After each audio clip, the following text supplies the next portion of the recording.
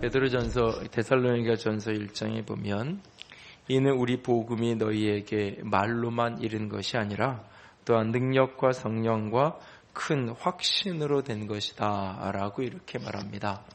하나님의 복음이 우리 가운데 이르를 때에 그것이 단순하게 말로만 우리에게 다가오는 것이 아니라 능력과 성령과 큰 확신으로 우리에게 찾아온다. 복음에 붙들려 복음을 살자라고 하는 주제를 가지고 복음의 핵심을 다루고 있는 로마서 말씀을 올 초부터 계속해서 같이 나누고 있습니다. 그러나 이 말씀이 복음의 중심을 다루는 이 말씀이 우리 가운데 단순한 말의 성찬으로 끝나지 않기를 원합니다. 이 복음이 선포되어진 이 복음이 우리의 삶 속에 능력과 성령과 큰 확신으로 체험되어지는 축복이 있기를 원합니다. 복음의 내용을 바울이 쭉 다루어가는 그 중심부에서 복음과 관련된 이론적인 내용적인 부분을 정리하고 마무리하는 부분에 이르러서 바울은 오늘 38절에 이렇게 말합니다. 내가 확신한다. 내가 확신하노니. 이제까지 바울은 계속해서 이 2인칭 시제를 사용했습니다. 우리라고 하는 표현으로 계속해서 모든 구절을 풀어갈 때 사용하던 그가 갑자기 우리라는 말을 쓰다가 갑자기 이 부분에 이르러서 내가라고 하는 말로 바꾸게 됩니다. 이렇게 바뀌어진 1인칭 시점이 이제 9장 이후에도 계속해서 이어져 가게 되는데요. 그러니까 우리라는 이야기를 한참 하다가 우리를 사랑하시고 우리에게 찾아온 복음의 역사를 다루다가 그 복음에 대한 절정에 이르는 부분에 가서는 내가 확신한다. 다른 사람이 이 복음을 어떻게 받아들이든지 관계없이 이 복음 안에서 나는 이 복음이 내게 놀라운 확신으로 찾아왔다라고 말합니다. 바울의 가슴 속에 이 복음 안에서 그가 가졌던 확신, 그것은 어떤 것이었을까요? 아니, 오늘 모든 그리스도인들이 이 복음 안에서 예수 그리스도의 십자가의 죽으심과 부활의 복음 안에서 반드시 가져야 될 그 확신, 복음이 우리에게 말로만 이르지 아니하고 제대로 주의 성령 가운데서 우리의 복음이 우리에게 들려지기 이르렀다면 반드시 우리에게 일어나야 될 확신, 그것은 어떤 것일까요? 크게 두 가지로, 원래는 이 하나의 양면이지만 논리적인 이해를 위해서 두 가지를 구분해서 설명을 하면 두 가지 확신이 우리에게 반드시 있어야 됩니다. 하나는 구원의 확신입니다.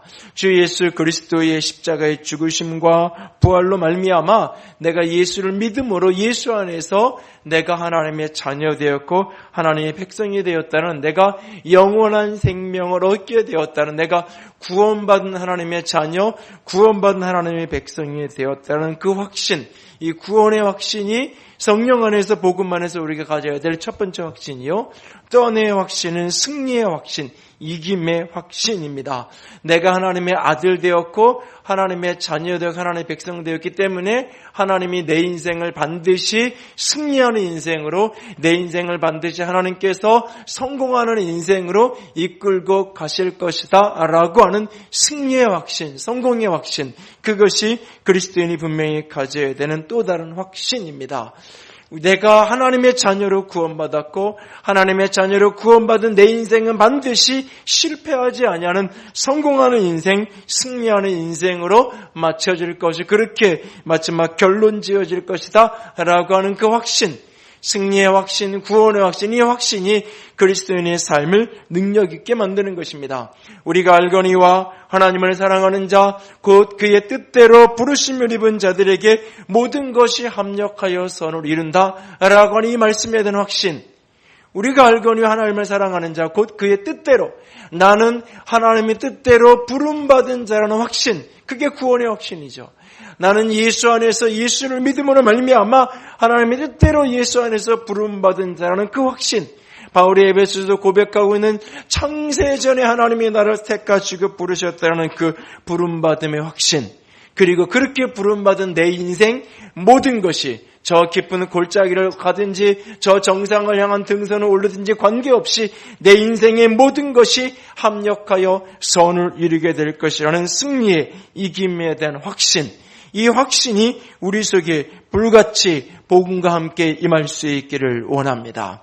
내가 신앙생활을 얼마나 했든지 관계없이, 내가 교회 나온 지 한 달이 되었든지, 내가 10년이 되고 50년이 되었든지 관계없이 그 심령 속에 복음과 함께 이 두 가지 확신이 없다면, 내가 구원받은 하나님의 백성이요, 내가 부름받은 하나님의 백성이라는 확신이 없고, 내가 하나님의 자녀에게 내 인생은 반드시 하나님의 손에서 모든 것이 합력하여 선을 이룰 것이라는 이김에 대한 승리에 대한 확신이 없다면, 나는 복음의 첫 자리로 사실 다시 돌아가 보아야 합니다.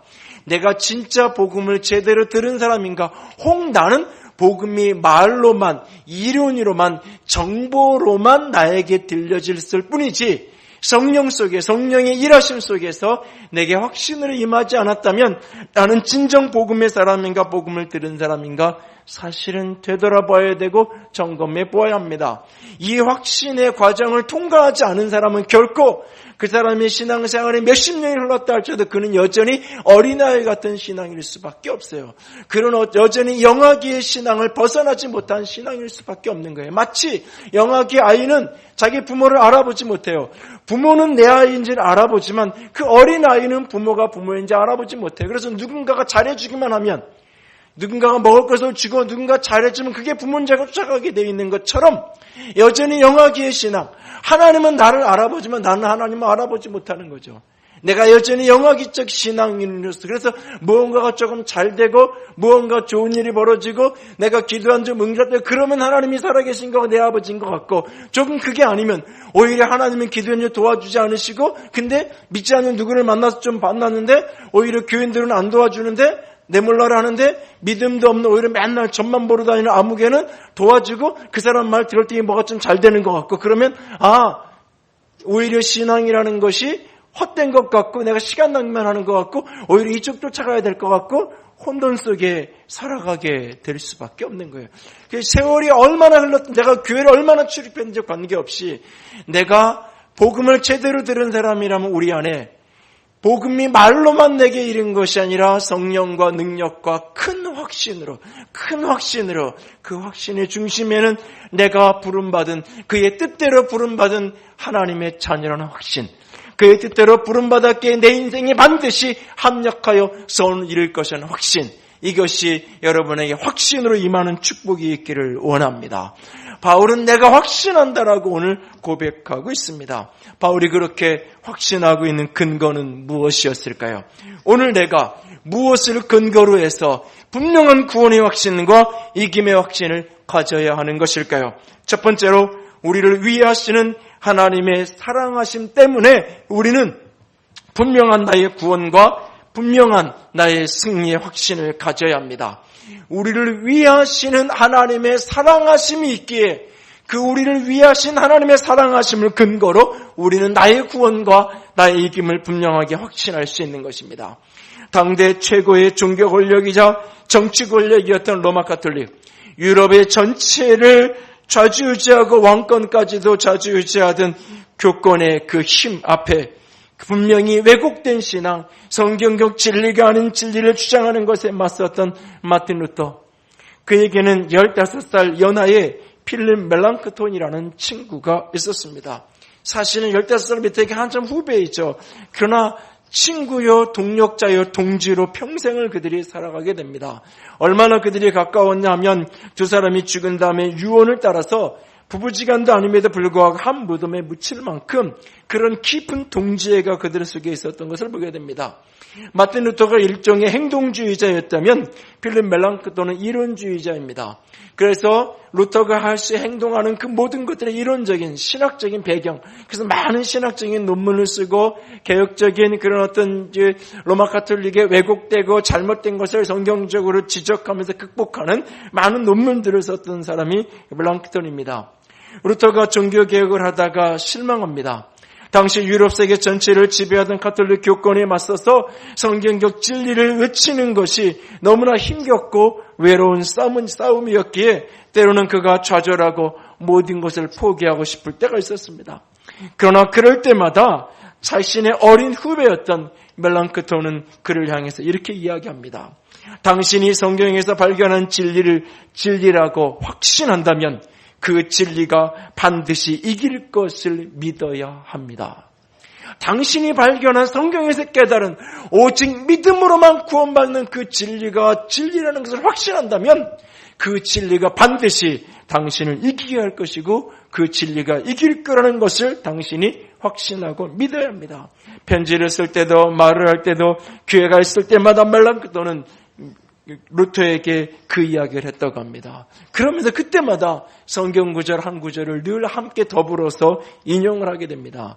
그래서 그 이후에 루터와 말랑크돈 두 사람이 다 가장 성경에서 좋아하는 구절이 되었던 말씀이 오늘 함께 본 로마서 8장 31절입니다. 31절을 한 번 더 같이 읽을까요? 그런즉 이 일에 대해 우리가 무슨 말하리요? 만일 하나님이 우리를 위하시면 누가 우리를 대적하리요? 이 일에 대하여 하나님이 내 인생의 모든 것을 합력하여 선을 이루게 할 것이라는, 하나님이 나를 맏아들의 형상 본받게 할 것이라는 그 모든 일에 대하여 누가 반론을 제기하고 누가 그건 안 되는 일입니다, 그렇게 되지 않을 겁니다라고 말할 수 있겠느냐? 하나님이 우리를 위하시는데 누가 우리를 감히 대적하며 우리의 가는 길을 막아서겠는가? 마틴 루터와 종교개혁자들은 이 말씀을 근거 붙들고 하나님께서 성경의 진리를 떠난 교회를 개혁하고 참된 진리 위에 세우는 일에 우리를 사용하실 것을 믿었고 그 일은 가능케 되어졌던 것을 보게 됩니다. 여기에 하나님이 우리를 위한다라고 하는 표현이 있어요. 언젠가 어떤 분이 제게 이 위한다라는 이 표현이 무슨 뜻인가요? 라고 이렇게 저한테 묻더라고요.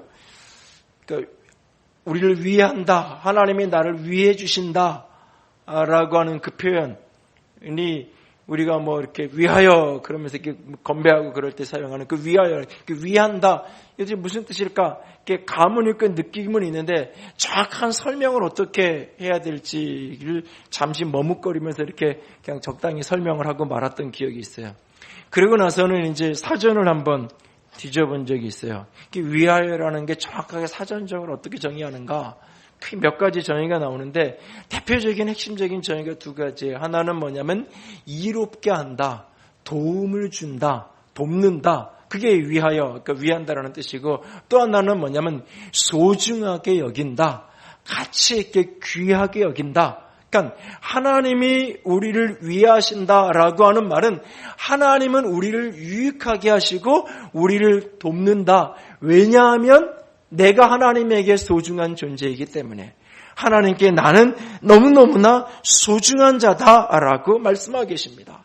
하나님이 우리를 위하신다. 하나님이 나를 유익하게 하고 하나님이 나를 돕고 계시고 내가 하나님에게 소중한 존재인데 누가 우리를 감히 대적하겠느냐라고 말하고 있는 겁니다.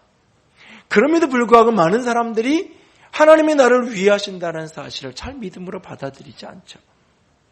돌아가신 그 오카노 목사님은 이 부분을 설명하면서 이렇게 표현을 하시더라고요. 예수 믿은 지 얼마나 오래됐느냐 그렇지 못했느냐 관계없이 대부분의 신앙인들 속에 정도의 차이가 있지만 그들 속에 있는 병이 하나 있는데 그게 뭐냐? 의부증이다 그러더라고요.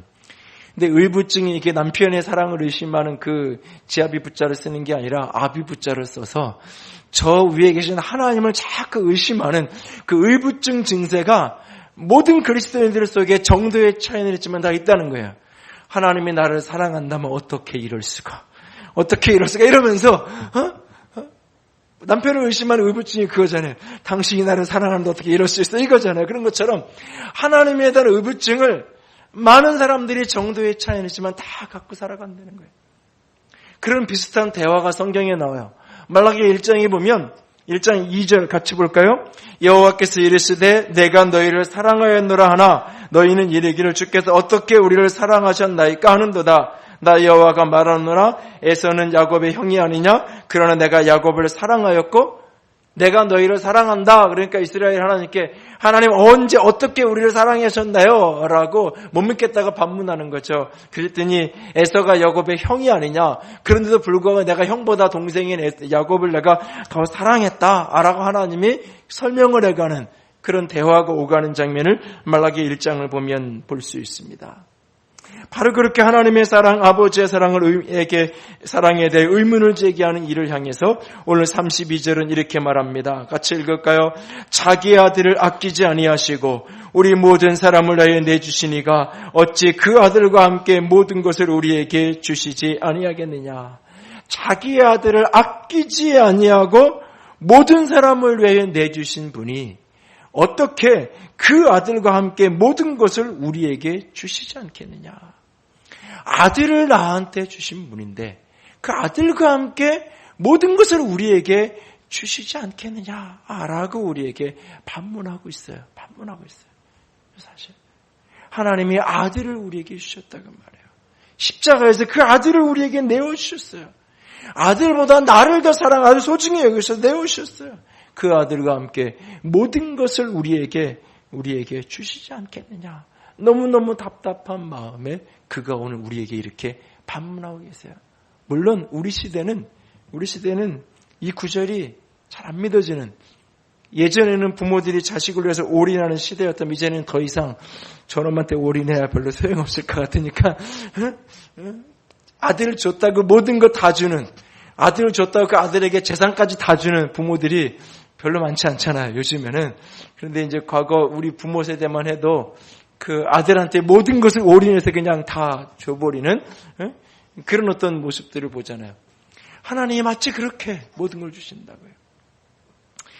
여러분, 그 영화 패션 오브 크라이스트라는 영화를 보신 분들이 계시면 그 영화 속에 그 가장 인상 깊은 장면 중에 하나가 뭐였냐면, 저한테는 그 예수님이 십자가에서 마지막 처절한 절규를 하시면서 그가 운명하시는 그 순간 저 하늘에서부터 물방울 하나가 땅으로 떨어져요. 떨어지면서 그게 거대한 물방울이 돼서 땅에 떨어지면서 그와 동시에 온 땅이 지진이 나고 온 세상이 주축이 흔들리면서 어둠 가운데 덮이는 그 장면이 이렇게 묘사되어 있어요. 작가를 직접 만나보거나 확인한 건 아니지만 그 떨어지는 그 물방울을 보면서 저는 저게 바로 하나님의 눈물이 아닐까, 그런 생각을 해봤어요. 아들을 십자가에서 내어주면서 그 아들이 아버지를 아버지라 부르지 못하고 평생 태어난 이 땅에서 처음이자 마지막으로 그 아들이 아버지를 아버지라고 부르지 않고 나의 하나님 어찌하여 나를 버리셨나이까. 늘 아버지도 아니고 늘 아빠라고 그렇게 아주 친밀한 가운데 부르시던 그분께서 그날 그 십자가의 현장 앞에서 나의 하나님 어찌하여 나를 버리셨나이까 처절하게 절규하면서 왜 나를 버렸냐고 찾고 있는데 아버지는 고개를 돌린 채 침묵할 수밖에 없는, 왜냐하면 또 다른 이들을 아들을 삼기 위해서, 왜냐하면 나를 구원하고 나를 살리기 위해서, 우리를 구원하기 위해서 당신의 아들을 핏값을 지불하시기 위해서 그것을 외면하시면서 고개를 돌린 채 눈물을 흘리시는 하늘아버지, 그 눈물이 그렇게 형상화되어 있는 것이 아닐까라고 하는 마음의 도전을 받았던 기억이 있습니다. 아버지의 눈물, 우리 하늘아버지의 깊은 사랑의 눈물, 우리를 위하시는 그 사랑이 아들을 아끼지 않고 십자가에 내어주게 했습니다. 그리고 그 아들과 함께 우리에게 모든 것을 주시겠다라고 주께서 약속하고 계십니다. 우리를 위하시는 이 하나님 때문에, 나를 위하시는 이 아버지 때문에 오늘도 분명한 구원의 확신과 이김의 확신을 붙들고 살아갈 수 있기를 원합니다. 두 번째로 또 하나는 우리의 범죄에도 불구하고 의롭다 하시는 사랑 때문입니다. 내가 범죄했음에도 불구하고 우리를 사랑하셔서 우리를 의롭다 하시는 그 사랑 때문에 우리는 반드시 구원받게 될 것이고 우리는 반드시 이기는 인생을 살아가게 될 것입니다. 사람들이 종종 하나님이 우리를 위하신다고 말합니다. 하나님이 우리를 돕는다고 말합니다. 하나님에게 우리는 굉장히 소중한 존재라고 말합니다. 그럼에도 불구하고 마음속에 그런 이야기를 듣고 그것에 대해서 내가 그거 믿습니다라고 동의하면서도 마음 중심에서는 그래도 하나님은 나는 돕지 않으실 거야. 하나님은 그래도 나는 그 사람은 위할 수 있는데 나는 그렇게 하지 않을 거야 라고 하는 생각을 사람들 마음속에 갖는 때가 종종 있어요. 그 이유 중에 하나가 뭐냐면 나는 하나님이 그렇게 인간을 위하시는 거 맞는데 하나님이 그렇게 사랑이신 거 아는데 나는 그런 사랑을 받을 자격이 안 돼. 나는 그런 도움을 받을 그릇이 아니야. 왜? 나는 범죄한 자니까. 그 자신의 죄에 대한 죄책감과 두려움이 나는 그런 축복을 받을, 그런 사랑을 받을 자격이 없는 사람이야 라고 스스로 생각하면서 만들어요. 그래서 이 확신이 흔들리는 거예요. 나는 그런 구원을, 예수님이 우리를 사랑하시 십자가에 죽으신 거는 맞는데 인정하는데 나는 그런 사랑을 받을 만한 자격이 없어. 왜? 내가 이런 죄를 졌는데, 내가 이런 잘못을 했는데. 사람들은 정도의 차이는 있지만 누구나 다 들키고 싶지 않은 부분이 있어요. 누구나 다 말씀 앞에 스스로 부담감이 있고 힘듦이 누구나에게나 다 있어요. 대부분 이렇게 성경 공부를 이렇게 하다 보면 우리 교회에서 처음 신앙생활 하신 분들이 대부분 성경 공부를 처음이나 두 번째까지는 편안하게 참 재밌게 하세요. 근데 보통의 경우 세 번째 정도 들어가면 부담스러워하고 안 하려고 그러는 경향이 나타나요. 또 이제 다른 교회에서 신앙생활을 하시다가 이사를 해서 교회로 등록하신 분들 중에는 대부분이 처음 성경 공부를 시작하는 걸 굉장히 힘들어하고 부담스러워해요. 여러 가지 거기에는 이유가 있어요. 그 여러 가지 이유를 제가 보는데, 근데 그 중에 가장 중요한 이유 중에 하나는 뭐냐면 말씀에 대한 부담감 때문이에요. 그냥 성경이 이런 거구나, 성경이 이런 내용이 있구나 하고 재밌게 배우고 듣고 그러던 게 어느 날 내가 그렇게 살아야 된다는 부담감이 자꾸 밀려와요. 내가 그렇게 결심하고 각오하는데 내 삶이 그것을 뒷받침해 주지 못하는 게 자꾸 만날 때 그냥 그런 자리에 머물러 있는 게 싫은 거예요. 뭔가를 배우는 건 좋은데 내가 그렇게 살지 못한다는 부담감은 자꾸 정죄감이 생기고 죄책감이 생기고 두려움이 생기고 이런 갈등을 해야 되는 게 싫은 거예요. 그래서 그냥 좀 멀찍이 그냥 피상적으로 그냥 듣고 그냥 끄떡끄떡거리고 그냥 마음속에 결심 한번 하고 내가 어떤 결심을 했는지 안 했는지 누구한테 좀 이야기하지 않고 그냥 결심한 대로 사라지면 좋은 거고 안 되면 그냥 어쩔 수 없는 거고 다 그런 거고 그런 상태로 신앙생활을 하고 싶은 거예요. 왜? 그 속에 자꾸 정죄감이 찾아와지기 때문에 그래요. 그러나 그것은 결코 하나님이 우리에게 주시는 마음이 아니에요. 오늘 말씀을 이렇게 분명히 말해요. 누가 우리를 고발할 수 있겠느냐? 33절에 누가 능히 하나님이 택하신 자를 고발하리요? 의롭다 하시는 이는 하나님이시다. 누가 우리를 고발할 수 있겠느냐? 누가 우리의 죄를 가지고 우리의 범죄, 너를 고소하고 고발할 수 있겠냐? 아무도 고발할 수 없어요. 왜? 한 번 재판 끝난 거예요. 사회법에도 그런 게 있잖아요. 한 번 재판에서 확정 판결 난 거는 똑같은 죄로 다시 고소해서 다시 수사할 수 없는 거예요. 다른 증거가 나오고 다른 죄가 있으면 고소를 해요. 똑같은 죄를 가지고 다시 판단할 수 없는 거예요. 그런 것처럼 하나님의 최종 판단, 의롭다 하신 이는 하나님이다. 어떤 사람이 아니라 어떤 목사나 누가 얘기하는 게 아니라 하나님이 너는 의로워 라고 하나님이 우리에게 선포했는데 최종적으로 그분이 선포했는데 누가 우리를 고발하고 정죄할 수 있겠느냐? 또 나아가서 34절에서는 누가 우리를 정죄하리요? 아무도 우리를 정죄할 수 없다. 고발한다는 것은 저거 죄인 당신 죄졌잖아. 저거 죄인입니다. 판단해 주라고 손가락질하는 거라면 정죄. 로마서 8장 처음 다루면서 말씀드렸어요. 정죄라는 것은 너는 죄인이야 하는 것뿐만 아니라 그러니까 너는 벌을 받아야 돼. 그 죄값을 받아야 돼. 많은 그리스도인들이 착각한다 그랬죠. 여전히 그 착각 속에 많은 사람들이 살아요.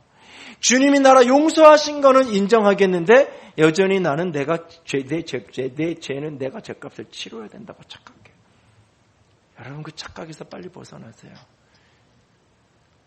어떻게 한들 죄값을 치를 수 없어요. 죄값을 치를 수 없어요. 여러분이 교통사고를 내서 누구 상에 다리를 부러뜨렸어요. 다리 불구를 만들었어요. 죄값을 어떻게 치를 거예요? 방법이 없어요. 돈을 주면 죄값이 치러져요? 내 다리가 부러져서 내가 똑같이 불구가 되면 죄값이 치루어지는 건가요? 아니, 죄값이 치루어질 수 없는 거예요.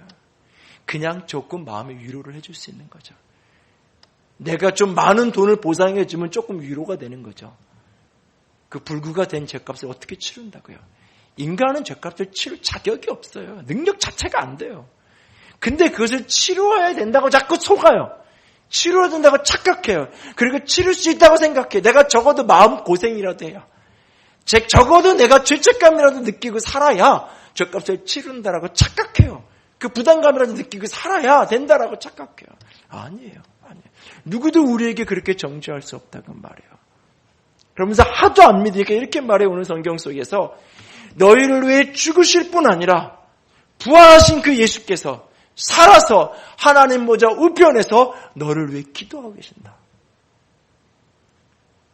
여러분, 끊임없이 여러분이 죄책감의 정죄감 속에 내 구원의 확신이 요동하고 내 이김과 승리의 확신이 하나님이 내 편에 대해서 나를 도우실 거라는 그 확신이 흔들고 요동하나요?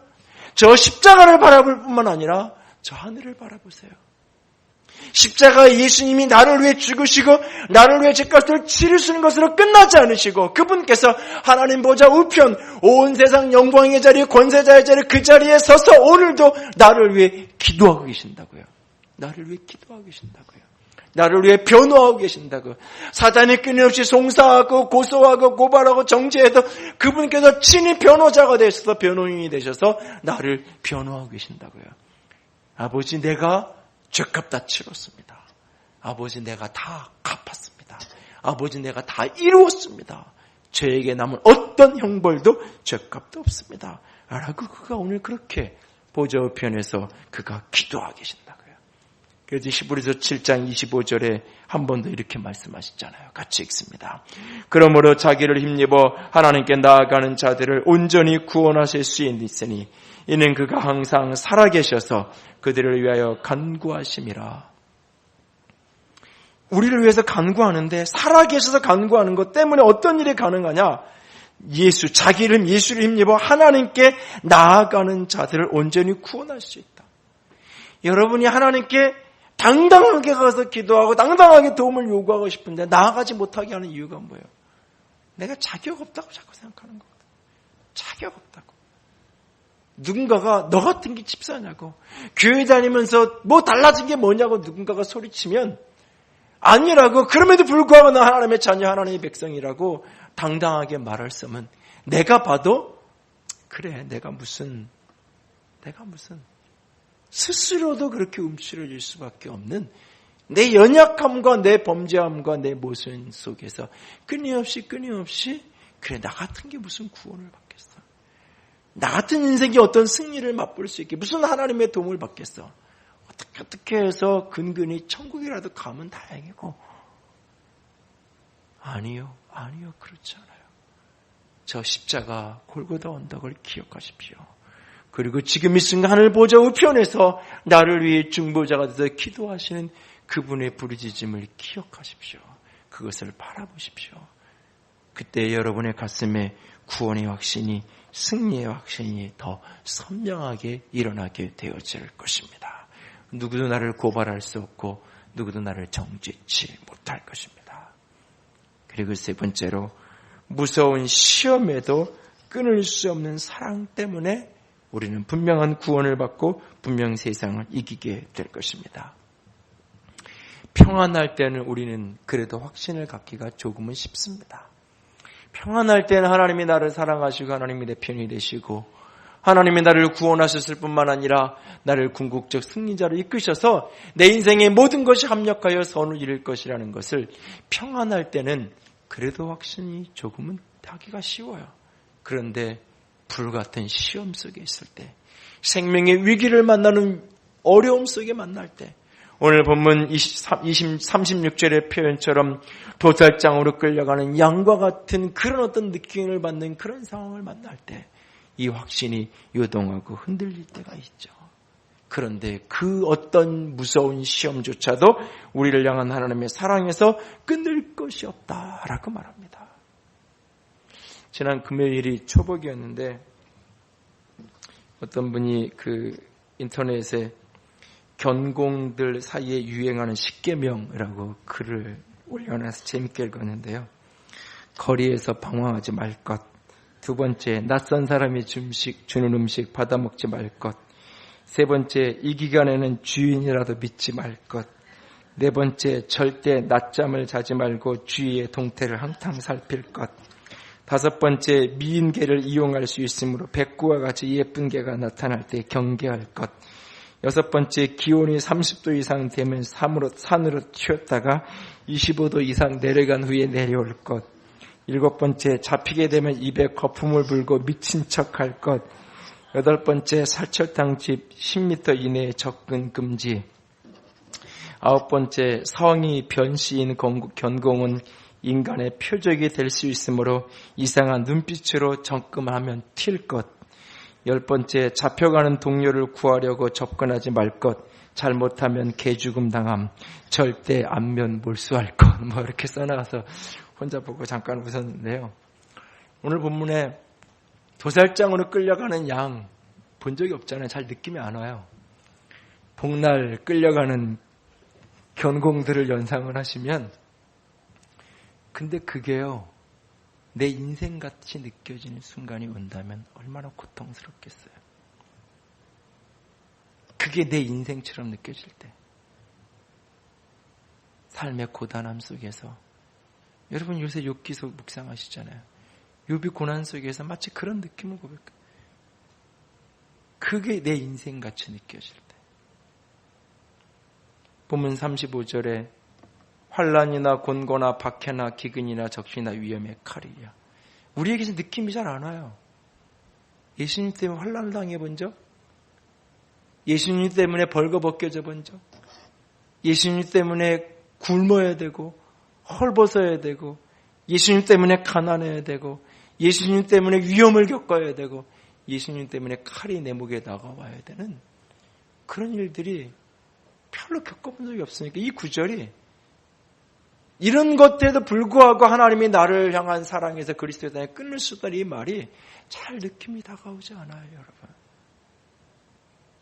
그러나 내 인생에 꿈꾸었던 어떤 일들이 산산이 부서졌던 그날, 내 건강이 깨어지고 이루어져 버린 어느 날,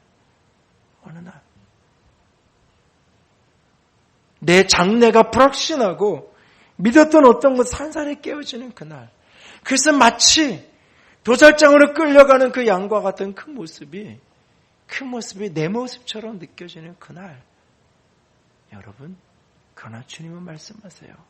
그래도 하나님의 너희를 향한 사랑에서 끊을 수 있는 것이 없다. 그 고난도, 그 시련도, 그 어두움도, 그 실망도, 그 좌절도, 그 절망도 너를 향한 하나님의 사랑에서, 그리스도의 사랑에서 끊을 수 있는 것이 어떤 것도 없다. 그래서 내가 이 모든 일을 나를 사랑하시는 이로 말미암아 넉넉히 이긴다. 근데 사람들이 아무리 그렇게 소리쳐도 사람들이, 여러분들이 지금 멀뚱멀뚱 절 쳐다보는 것처럼 잘 못 믿겠는 거예요. 사람들이 아무리 그렇게 얘기해도 난 아닌 것 같은데요. 사람들의 반응이 그런 거예요. 그러니까 바울이 답답하니까 당신들은 안 믿어도 괜찮아. 그냥 나는 확신해. 그러면 38절에 내가 확신하노니 사망이나 생명이나 현재일이나 장래일이나 천사들이나 그 무엇이나 높음이나 깊음이나 다른 어떤 피조물이라도 우리 주 예수 그리스도 안에 있는 하나님의 사랑에서 끊을 수 있는 것이 없다. 나는 이것을 확신한다 라고 고백하고 있는 겁니다. 이 확신이 여러분의 확신이 되기를 원합니다. 어떤 시련도, 어떤 무서운 환난도, 어려움도 우리를 하나님의 사랑에서 끊을 수 있는 것은 없습니다. 그러므로 여러분은 반드시 구원에 이를 것이고 여러분의 인생은 반드시 합력하여 선을 이루게 되어질 것입니다. 우리가 알거니와 하나님을 사랑하는 자, 곧 그의 뜻대로 부르심을 자들에게 모든 것이 합력하여 선을 이룰 것입니다.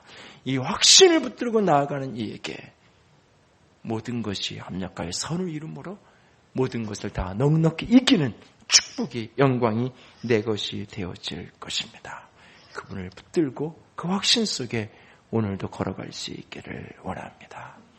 김병희 목사님이 어두운 별이라는 IBF 미디어에서 만든 짧은 인터뷰 영상에서 했던 말씀을 잠시 듣고 같이 기도하기 원합니다.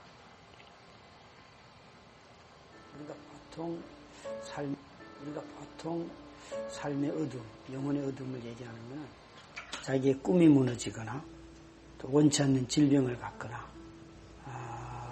그랬을 때, 그때 아마 가장 많이 내 삶이 무너졌구나 하는 좌절을 느끼죠. 전혀 그걸 받을 마음도 없었고 또 그런 일이 일어나리라고는 상상도 못했고, 정말 망연자실, 추구하는 것 자체를 다 잃어버리는 그런 상태가 오죠.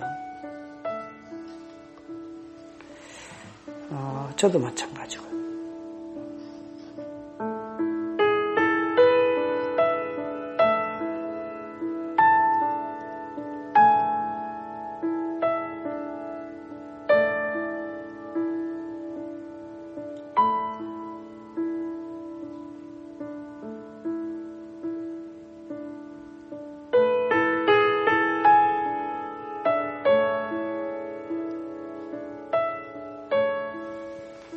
질병으로 아내가 쓰러졌을 때보다 어쩌면 화상을 입어서 다리를 잃었을 때가 더 어려웠던 것 같아요.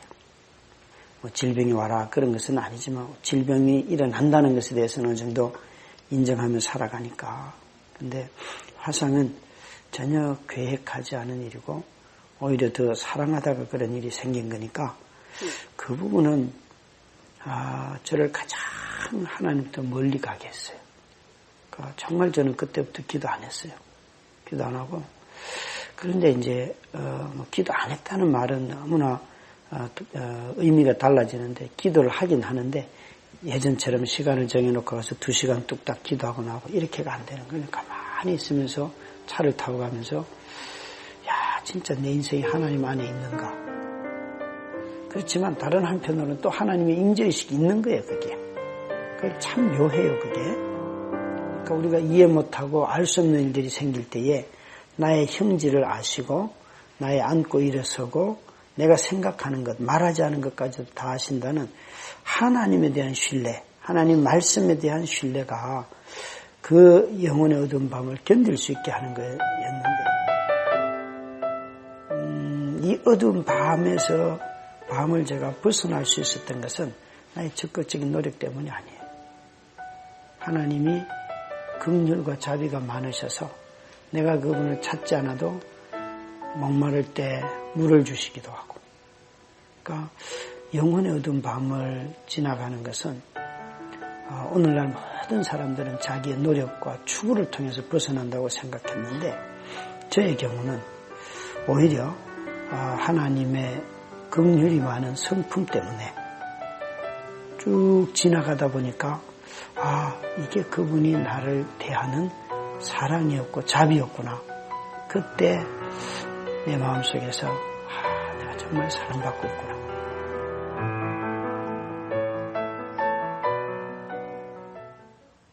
괴로운 시절 지나가고 함께 찬양합니다. 괴로운 시절 지나가고